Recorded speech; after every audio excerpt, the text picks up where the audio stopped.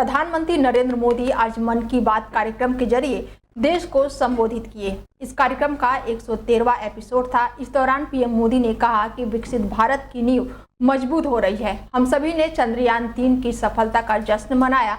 23 अगस्त को पहला national space day बनाया गया। बता दें, युवाओं को स्पेस सेक्टर रिफॉर्म में फायदा हो रहा है। इस दौरान प्रधानमंत्री ने आगे कहा कि स्पेस सेक्टर से जुड़े युवाओं से फोन पर बात भी की है। प्रधानमंत्री मोदी ने कहा है कि हर घर तिरंगा और पूरा देश तिरंगा। इस बार ये अभियान अपनी पूरी ऊंचाई पर रहा। देश के कोने कोने से इस अभियान से जुड़ी अद्भुत तस्वीरें सामने आई। हमने घरों पर तिरंगा लहराते हुए देखा, स्कूल, कॉलेज, यूनिवर्सिटी में भी तिरंगा देखा। लोगों ने अपनी दुकानों, दफ्तरों में तिरंगा लगाया। लोगों ने अपने डेस्कटॉप, मोबाइल और गाड़ियों में भी तिरंगा लगाया।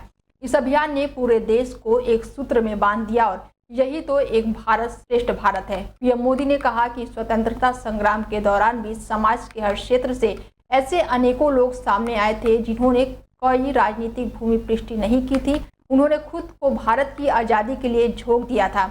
आज हम विकसित भारत का लक्ष्य पाने के लिए एक बार फिर उसी की जरूरत है। मैं अपने सभी युवा साथियों को कहूंगा कि इस अभियान से जरूर जुड़े। पीएम मोदी ने आगे कहा है कि राजनीति में युवाओं का अनुभव और जोश देश के काम आएगा। पीएम मोदी ने कहा है कि गैर राजनीतिक बैकग्राउंड वाले युवा राजनीति में आए। परिवारवादी राजनीति नई प्रतिभाओं का दमन करती है।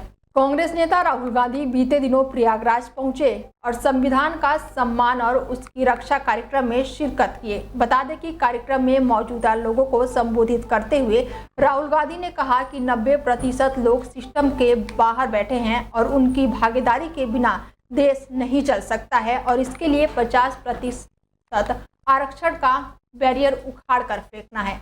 आरक्षण और जातीय जनगणना पर राहुल गांधी का यह बयान दिखाता है कि यह अब उनके लिए मुद्दा नहीं बल्कि उनके जीवन का एक मिशन हो गया है। राहुल गांधी के इस बयान पर बसपा सुप्रीमो मायावती ने कांग्रेस पार्टी पर भी निशाना साधा है और सोशल मीडिया प्लेटफॉर्म एक्स पर लिखा कि कांग्रेस पार्टी इतने सालों तक सत्ता में रही तो उसने जातीय जनगणना क्यों नहीं कराई।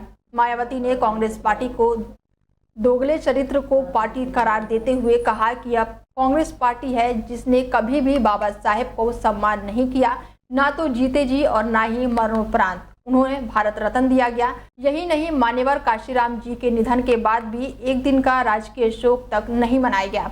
मायावती ने कांग्रेस से सवाल किया है कि कांग्रेस पार्टी इतने सालों तक सत्ता में रही तो उसने जातीय जनगणना क्यों नहीं कराई, जबकि बीएसपी हमेशा से इसकी पक्षधार रही है। कोलकाता रेप मर्डर मामले में क्राइम वाली जगह आरजीकर हॉस्पिटल में कथित वित्तीय अनियमितताओं की जांच के लिए सीबीआई की टीम अस्पताल के पूर्व प्रिंसिपल डॉक्टर संदीप घोष के घर पहुंची।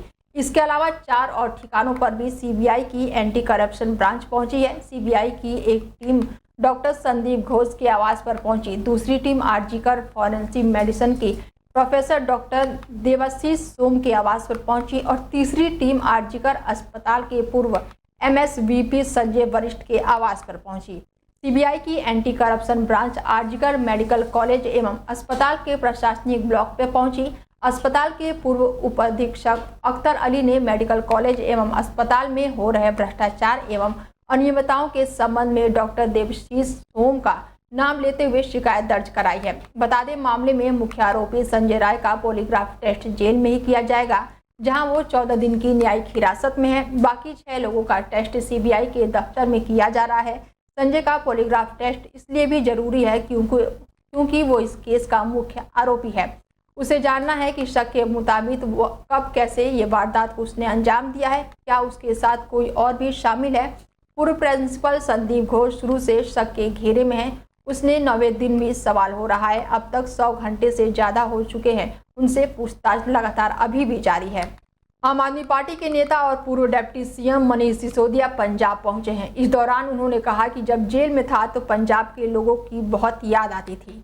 पंजाब की टीम को एक्शन में लेते हुए मैं बहुत ज़्यादा खुश हूँ। यह लोग पंजाब में बहुत काम कर रहे हैं। मनीष सिसोदिया ने आगे कहा है कि मुझे खुशी है कि ऊपर वाले ने मुझे बाहर निकाला और अरविंद केजरीवाल भी जल्द ही जेल से बाहर आएंगे। एयरपोर्ट पर उतरकर मनीष सिसोदिया ने बातचीत की और बीजेपी पर हमला करते हुए कहा कि मैं जब जेल में था तो ऊपर वाले से दुआ करता था कि जिस तरह से बीजेपी साजिश रच रही है उसमें से 2 ही चीज़ें काम आएगी, पहली भगवान की कृपा और दूसरी देश का संविधान। उन्होंने आगे कहा है कि देश के संविधान की ताकत की बदौलत इनकी साजिश नाकाम हुई है और मैं बाहर आया हूं।